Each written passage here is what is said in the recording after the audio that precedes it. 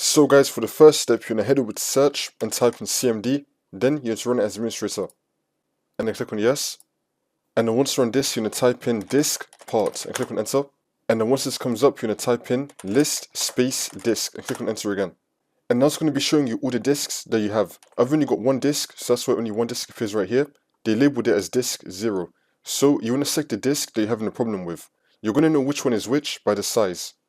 So once you know which disk you're having a problem with, you're going to type in select space disk space and then the number that appears right here.